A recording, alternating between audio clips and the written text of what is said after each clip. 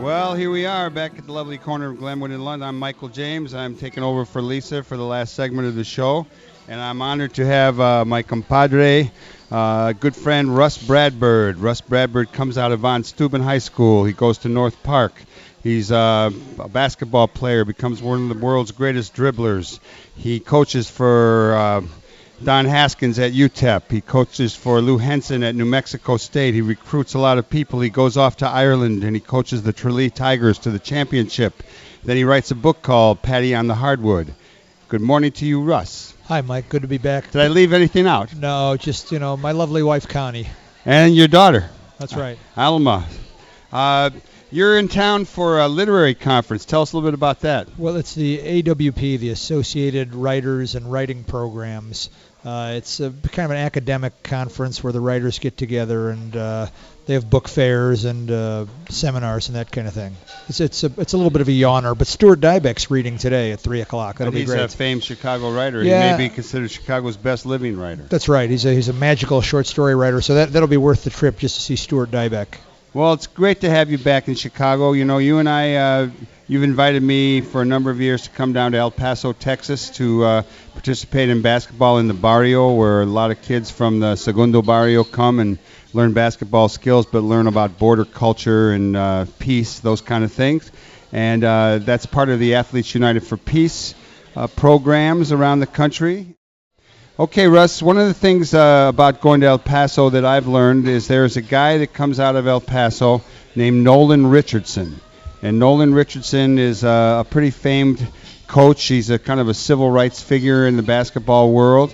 And you got a lot of notoriety with your first book, Paddy on the Hardwood, published by University of New Mexico Press. And now you got a good contract for a young writer. And you're writing this biography on Nolan Richardson. Tell us who Nolan Richardson is, what he's known for, and what you found out about him. Well, Nolan Richardson is a interesting historical figure. He was the first black player to play for Don Haskins, the famous coach in the movie Glory Road. And Nolan Richardson was the first black junior college coach in Texas and the first black coach here and there, but wound up being the first black coach in the American South, in the old Confederacy, at the University of Arkansas in 1985.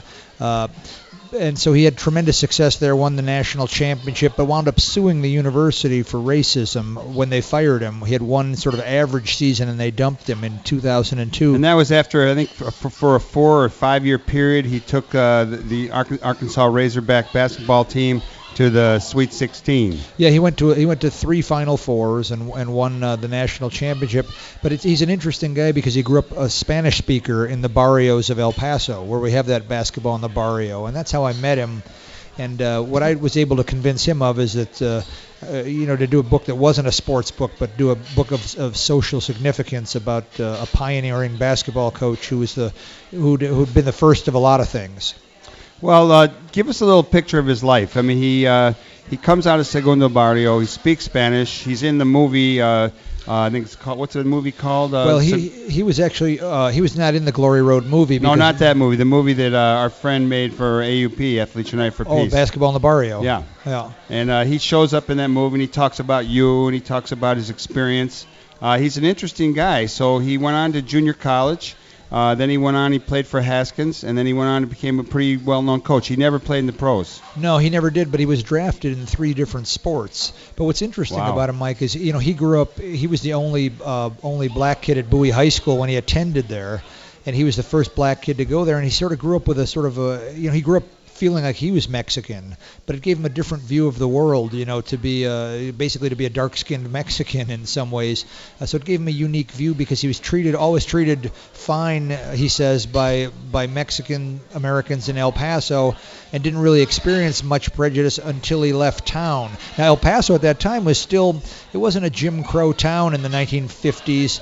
But it was slightly segregated, like the pools were segregated, and the buses were, and the movie theaters were, but not everything else. The hotels and restaurants became desegregated in 1962, a little bit sooner than the rest of the South. So it's a funny town. It would have been a strange town for a black kid to grow up in. he had a lot of success at Arkansas, and that's sort of the crux of his notoriety these days, is that he challenged them to buy out his contract. He accused the university of being racist. When he was actually fired, the president of the university asked him to pray with him. Tell us a little bit about the whole experience at Arkansas, his success as a basketball coach in the big-time world of college basketball, and what possessed him to challenge the university and to speak out the way he did, because it certainly came back around, and to this date he hasn't had a big-time coaching job. He has, as I believe, he's coached for the Panamanian Olympic team and now the Mexican Olympic team. That's right. And so in that way his career came full circle, where he started out speaking Spanish and ended his career as the Mexican Olympic coach. But when he took the Arkansas job in 1985 as the first black coach in the South, he was hired by a man named Frank Broyles. And Frank Broyles was a famous old football coach and had worked at the university, wound up working at the University of Arkansas for 50 years. And right from the start, he had problems with Frank Broyles, who's these are two older men with strong egos. And Frank Broyles was raised in Georgia in a very segregated society.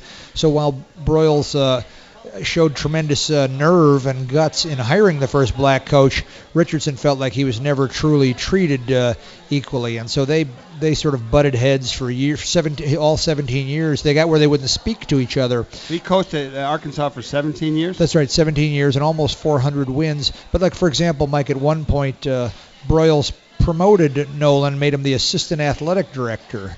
And Nolan said, geez, that's great. What will my extra duties be? And he said, well, there won't be any extra duties. It's just a token appointment.